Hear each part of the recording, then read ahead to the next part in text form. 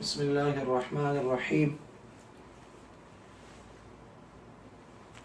رب یسر ولا تعسر وتمم بالخیر وبک نستعین ومن يتق الله يجعل له مخرجا ويرزقه من حيث لا يحتسب ومن يتوكل على الله فهو حسبه ان الله بالغ امره قد جعل الله لكل شيء قدرا صدق اللہ العلی العظیم۔ اللہ سبحانہ و تقدس ارشاد فرماتے ہیں وَمَن يَتَّقِ اللَّهَ، اور جو اللہ سے ڈرتا ہے، يَجْعَلْ لَهُ مَخْرَجًا، اللہ تعالیٰ اس کے لیے نکلنے کا راستہ، مخرج نکال دیتے ہیں۔ وہ کسی تکلیف میں، مصیبت میں، پریشانی میں، کسی درد میں، تکلیف میں کہیں گھرا ہوا ہے تو اللہ تعالیٰ کوئی نہ کوئی راستہ اس کے لیے نکال دیتے ہیں۔ یہ تقوی کا ثمرہ ہے۔ اور پھر اگلی بات وہ ارشاد فرمائی جس کے لیے آج کی دنیا کا انسان در بدر مارا پھرتا ہے، ٹھوکریں کھاتا ہے، انتہائی ذلتیں برداشت کرتا ہے، محنت مشقت کرتا ہے، لوگوں کی کڑوی کسیلی جھیلتا ہے، موسم کی گرمی سردی برداشت کرتا ہے، لوگوں کے ترش رویے برداشت کرتا ہے، حتیٰ کہ گالیاں سنتا ہے، طعنے سنتا ہے، گالیاں سنتا ہے، سب کچھ سہ جاتا ہے۔ کس لیے؟ رزق کی تلاش میں، روزی روٹی کی تلاش میں، پیسے کمانے کے لیے۔ اللہ فرماتے ہیں وَمَن يَتَّقِ اللَّهَ يَجْعَلْ لَهُ مَخْرَجًا وَيَرْزُقْهُ مِنْ حَيْثُ لَا يَحْتَسِبُ،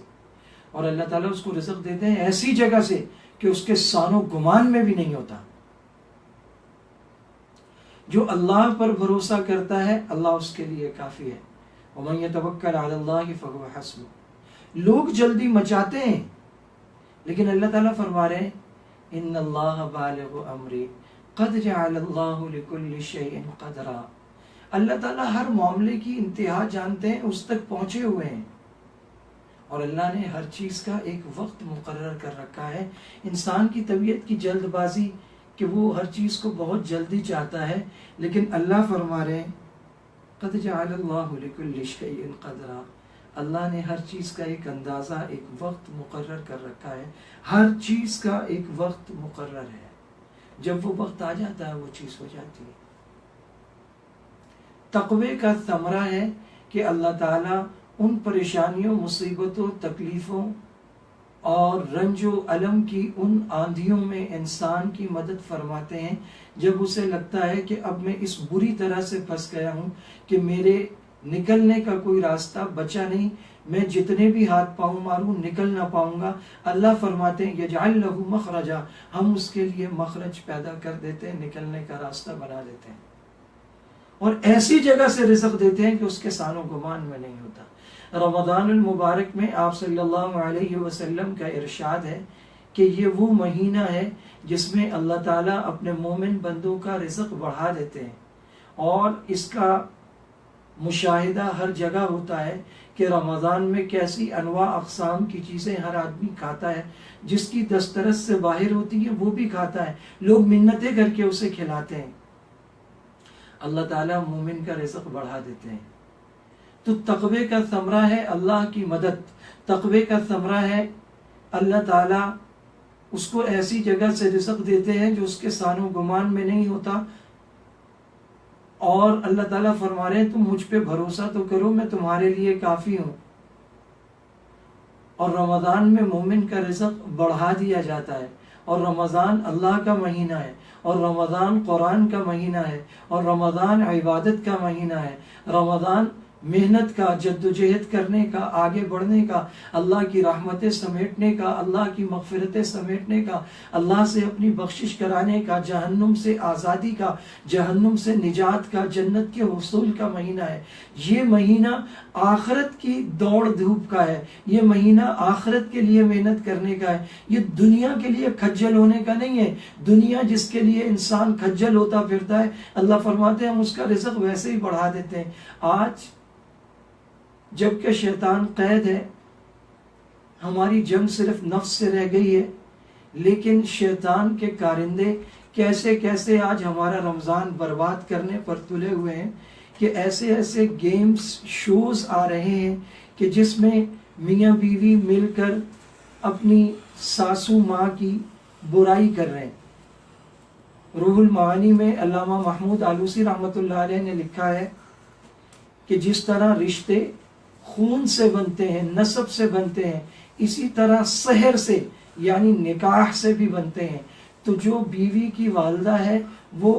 شوہر کی بھی والدہ ہے، جو شوہر کی والدہ ہے وہ بیوی کی بھی والدہ ہے، لیکن ایک مسلمان سریعام ٹی وی اسکرین پر اپنی بیوی کو لے کر وقار کو، خودداری کو، غیرت کو، شرم و حیا کو اور آداب کو اور اپنی مشرقی ثقافت کو بالائے طاق رکھتے ہوئے دونوں مل کر ایک دوسرے کی والدہ کو برا بھلا کہہ رہے ہیں،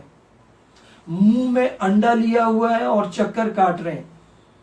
ککڑوں کڑوں کی آوازیں نکالتے ہوئے سائیکل پہ چکر کاٹ رہے ہیں، کوئی ہاتھ میں سانپ پکڑ رہا ہے، کوئی بچھو پکڑ رہا ہے، لوگوں کی طرف یوں تحفے اچھالے جا رہے ہیں اور لوگ انسانیت کو بالائے طاق رکھتے ہوئے ایک دوسرے کو دھکا دیتے ہوئے، دھکم پیل کرتے ہوئے گریبان کے بٹن ٹوٹ رہے ہیں اور وہ دنیا کی ان مادی چیزوں کے لیے لپک رہے ہیں۔ یہ تو اللہ پر بھروسے کا اور عبادت کا اور اخلاق کا اور مساوات کا اور رواداری کا اور ہمدردی کا اور غمخواری کا مہینہ ہے۔ اس مہینے میں ایسے گیم شوز جس میں لوگوں کی طرف چیزیں اچھالی جا رہی ہیں، لوگ وہاں گانے گا رہے ہیں، لوگ وہاں بری باتیں کر رہے ہیں، کوئی مرغا بن کے دکھا رہا ہے، کوئی مرغے کی آواز نکال رہا ہے، کسی نے منہ میں کچھ پکڑا ہوا ہے، کوئی ہاتھ میں پکڑ کے دوڑ رہا ہے، کوئی پاؤں میں کچھ باندھ کے دوڑ رہا ہے۔ وقار، اخلاق، مشرقی روایات، اسلامی تعلیمات، خودداری، عزت، آبرو، اس سب کو بالائے طاق رکھتے ہوئے اور پھر شرم و حیا کو بالائے طاق رکھتے ہوئے ٹی وی اسکرینز پر ایسے ایسے بیہودہ مناظر، اخلاق باختہ مناظر، کس لیے؟ ایک مائکرو ویو اوون کے لیے، ایک جوسر کے لیے، مسالہ پیسنے کی مشین کے لیے، سائیکل کے لیے، موٹر سائیکل کے لیے، موبائل فون کے لیے، تھوڑے سے نقد پیسوں کے لیے۔ رمضان کے مہینے کا تقدس پامال ہو رہا ہے۔ یہ مسلمان کی شان کے خلاف ہے کہ وہ ایسے گیم شوز میں شرکت کرے اور وہاں بے پردگی ہو اور مخلوط محافل ہوں، اور وہ اہل علم جو ایسے شوز میں جاتے ہیں انہیں بھی سوچنا چاہیے کہ وہ اپنی سرپرستی میں کیا کروا رہے ہیں۔ وہ علم کی، علماء کی، اللہ کی دی ہوئی اس نعمت کی کیسی ناقدری کر رہے ہیں، وہ اس منصب کی کیسی ناقدری کر رہے ہیں جہاں بے پردگی ہے، مخلوط مجالس ہیں، جہاں گیم ہے، جہاں مادہ پرستی ہے، جہاں دنیا ہے، جہاں مسابقہ اور دوڑ دھوپ اور کوشش اور دھکم پیل اور اخلاق سے گری ہوئی اور شرم و حیا سے عاری حرکتیں، صرف کس لیے؟ دنیاوی سامان کے لیے، چند ٹکوں کے لیے، ایک موٹر سائیکل، سائیکل اور موبائل اور مائکرو ویو کے لیے اور جوسر اور گرائنڈر مشین کے لیے۔ یہ مسلمان کی شان نہیں ہے، یہ رمضان کا تقدس نہیں ہے، یہ اسلام کی تعلیمات نہیں ہے، یہ مشرقی روایات نہیں ہے، یہ بہت ہی دل سوزی کا مقام ہے، یہ دکھ کا مقام ہے، یہ رنج و الم کا مقام ہے، یہ شرم و حیا کا مقام ہے۔ اللہ تعالیٰ ہمیں سمجھ عطا فرمائے، ہم ایسے گیم شوز سے دور ہو جائیں جو بیہودہ ہیں، جو لہو و لعب سے بھرپور ہیں، جو عبادات سے انسان کو دور کرنے والے ہیں، جو دنیا کی محبت پیدا کرنے والے ہیں، جو رزق کی بڑھوتری کے اللہ کے وعدے سے ہٹ کر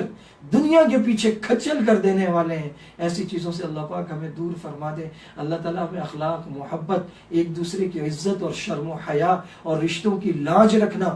اور اپنی اور اسلام کی اور مسلمانوں کی اور رمضان کی اور قرآن کی اور اس مقدس مہینے کی لاج رکھنے کی توفیق عطا فرما دے۔ وآخر دعوانا ان الحمدللہ۔